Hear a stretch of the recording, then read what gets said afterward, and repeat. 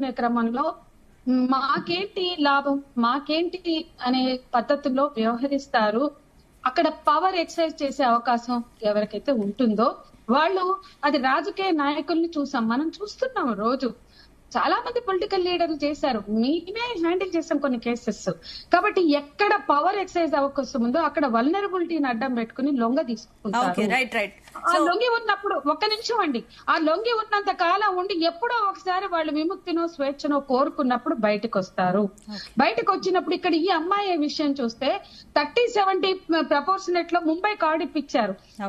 ఆమె ఎప్పుడైతే పుష్ప 1, 2 చేసిందో అక్కడ చాలా ఇష్యూస్ ఉన్నాయి, అవన్నీ తర్వాత మాట్లాడొచ్చు, ఇప్పుడు టైం లేదు.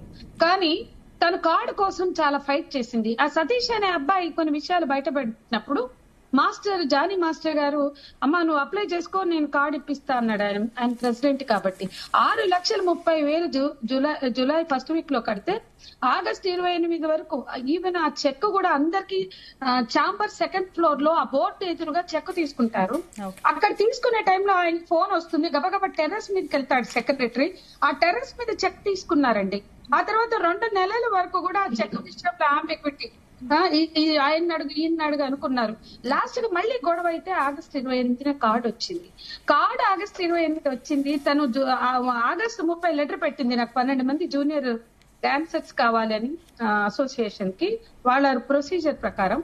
ఎందుకంటే అంతకు ముందు ఆమె డాన్సర్లు తీసుకుని ఫ్రెండ్స్ ద్వారా చేస్తే అది ఇల్లీగల్ అన్నారు, ఆమెని ప్రూవ్ చేస్తామన్నారు.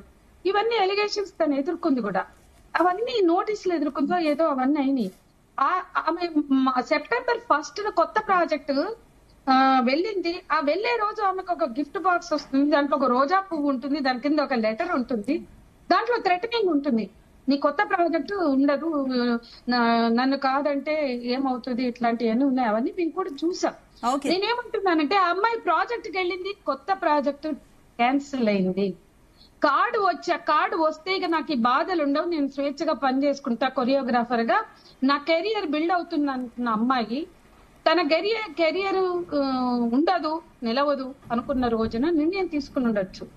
నేను ఇవాళ ఇంత కష్టపడి కొత్త ప్రాజెక్ట్ తెచ్చుకుంటే అది కూడా క్యాన్సిల్ అయింది. వాళ్ళు రీజన్ చెప్పాలా, నాకు టాలెంట్ లేదా. ఇది చివరి పాయింట్ ఒకటండి, జానీ మాస్టర్ గారు తన డాన్స్ కంపోజిషన్ లో గానీ అవన్నీ కూడా ఎక్కడ అశ్లీలత ఉండదు. ఆయన బుట్టబొమ్మ లాంటి డాన్స్ కంపోజ్ చేసిన దాంట్లో ఆ గ్రేస్ ఏంటి, అలాగే ఆయన అవార్డు వచ్చినటువంటి తమిళ సాంగ్ లో ఉన్న గ్రేస్, అవన్నీ నేను కూడా చూశాను.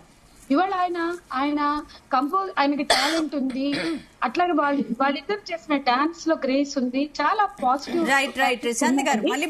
ఒక నిమిషం అండి దయచేసి ఇది ఒక్క పాయింట్ వినండి. జానీ మాస్టర్ అనే ఆయన చాలా కష్టపడి ఫీల్డ్ లో నిలబడ్డారు. ఆయన బిహేవియర్ లో డీసెన్సీ డిగ్నిటీ ఉండొచ్చు, ఆయన కంపోజ్ చేసిన దాంట్లో వర్త్ ఉండొచ్చు. అంత మాత్రాన ఆయన ఒక అమ్మాయి పట్ల కబ్జా చేసినా, పవర్ ఎక్సర్సైజ్ చేసినా, కంట్రోల్ చేయాలని చూసినా, బెదిరించినా అది తప్పే అవుతుంది. నేను విన్న ఆడియో కొన్ని ఆడియో విజువల్స్ విన్నాను. ముఖ్యంగా వాటిలో చాలా బెదిరింపు ఉంది. ఆ అంత మంచి ప్రవర్తన కలిగిన ఆయన ఫీల్డ్ లో అంత